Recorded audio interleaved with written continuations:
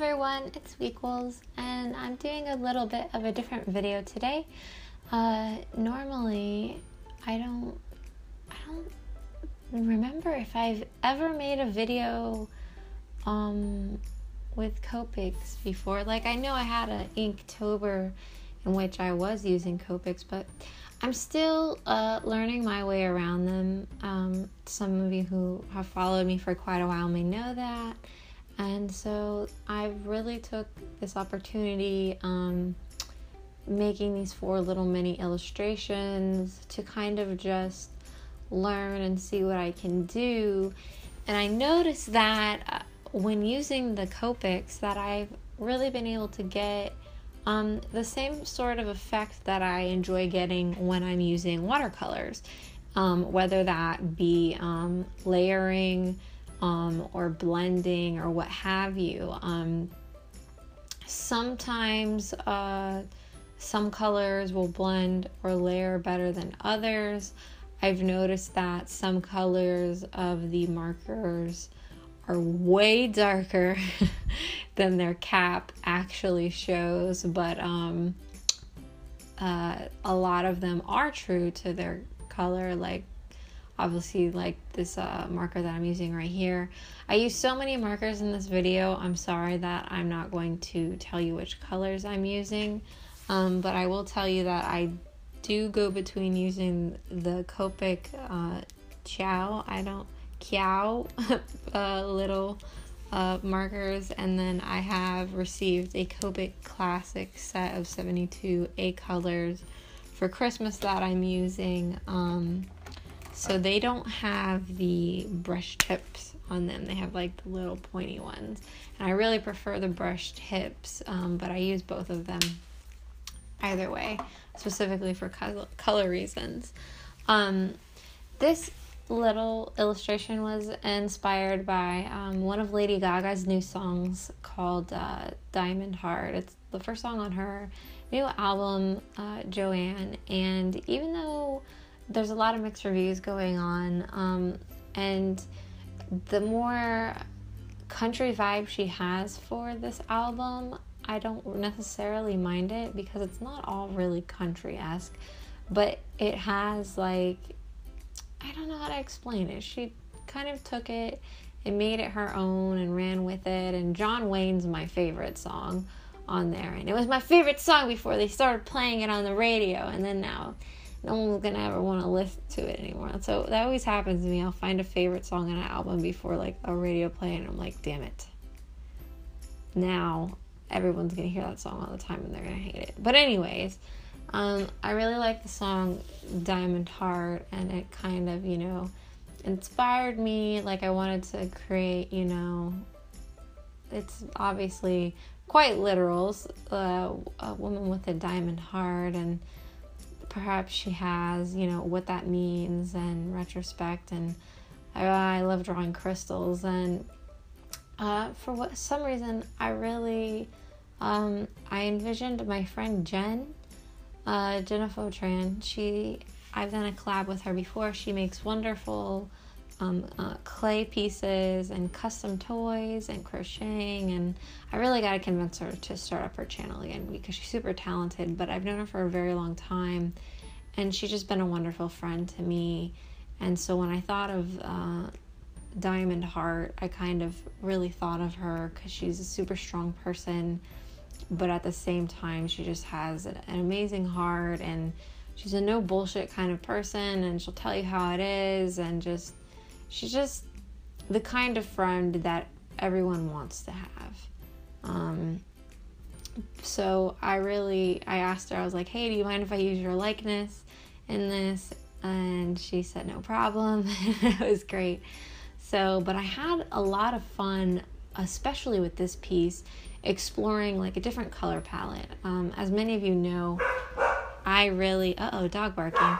I really have a tendency to stick to warmer colors because they're my favorite, and it's always nice to go out of your comfort zone.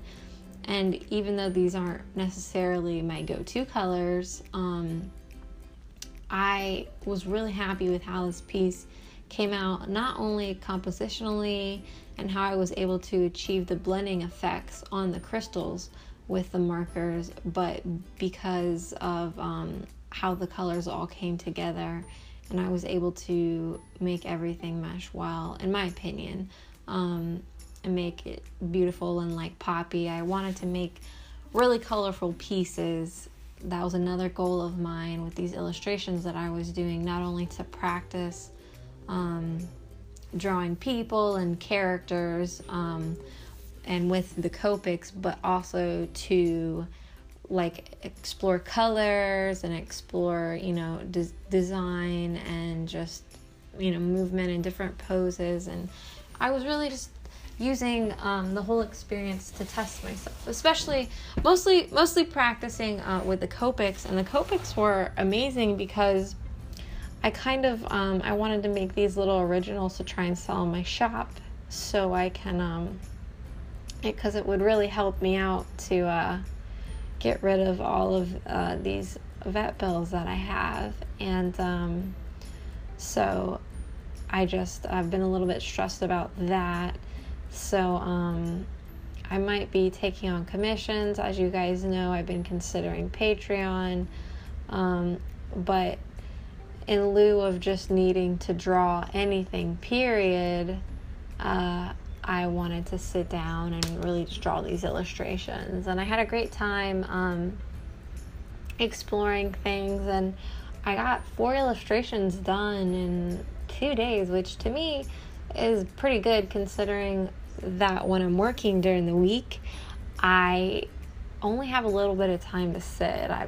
I might spend 2 nights just getting a drawing right, or just 1 night getting a sketch down, and then I'll spend, you know, another night inking, and then I spend maybe 1 or 2 nights coloring it, depending upon how tired I am after work and, you know, what my mental state is at the time. But it's all stuff I gotta work through, and I'm gonna have to work through all of that and do art no matter what.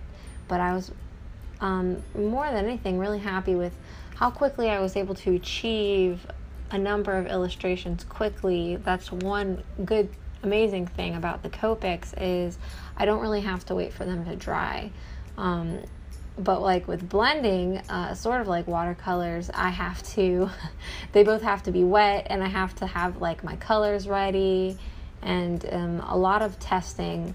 As you can see that on the outside of my pieces, I just lined them, and I didn't cut them out yet, but I started to color them and left all that excess paper so I could have plenty of room for color testing on there. And that really helps me when I have, you know, it's basically saving paper. I did have, as you can see, like a test sheet nearby just in case I wanted to test some of the colors there. But it also helps using the outer end of the borders, because you can see I just put like 2 pieces on 1 sheet of watercolor paper to just really see the colors side by side next to the piece. And it was easier to see, like, well, is this going to work or is this not going to work, and just really blend and get creative with it. And I even when I'm painting, that's how I prefer to do things. Like, I'll either have a test strip, or I'll leave a little bit of strip or border around it, so when I'm making test marks, I can see in retrospect to the piece that I have, like the colors beside it. And as long as you use the same palette throughout your piece, like on the Diamond Heart Girl, I had made sure to put the green in other areas of the illustration so that it would all go together. One important thing is, not only do you want to have a color palette in which, you know, the colors go together and they aren't just a random assortment, but you want everything to be cohesive. So you see me taking this shade that I used for his horn and going in and putting that throughout his body. So not only does that add another element of showing, instead of just shading with like a darker color, I'm showing form with color, and I'm using that same color that I put on his horn, and everything flows better together. That's one of my favorite things to do with texture and watercolor and texture. And then I believe I'm taking I think I'm taking a little bit.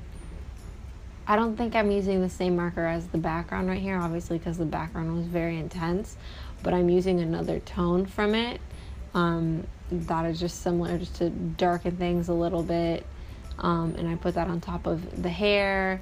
And then I'm taking not the same purple that was in his hair, but another tone of that purple, and then once again going over other areas in the piece so that everything is cohesive. And I think this one out of the 4 is one of my favorites as far as layering is concerned, because I just love the textures and the colors that I was able to achieve by layering them. And that's one of my favorite things about watercoloring, other than creating textures. But with Copics, it made me really happy to see that I can still achieve the same thing. And Copics have a texture in and of themselves, which is quite exciting for me. But I love working in layers and seeing the colors shine through and work together to create character and texture and just make your whole piece cohesive. So this was a really fun thing for me to do and experiment with, and just I had a whole lot of fun, and I hope to keep learning more things about Copics as I continue to experiment with them. And I'm glad I finally had the opportunity to start playing around with them, and they are wonderful for using when you don't have a whole lot of time. Like, I've been dying to watercolor things, and I will, but for the sake of just wanting to get art done, they've been great. But here's all of my finished illustrations. I made 4 of them, and I have put them up in my shop. They are available for purchase. They're 5x7 original pieces. I don't think I'll make prints of these, but I'm trying to raise money to help myself out. I hope you guys enjoyed this video. If you did, give it a like and a comment and a big thumbs up, and let me know if you have any other ideas for other videos you'd like to see. I'll see you later.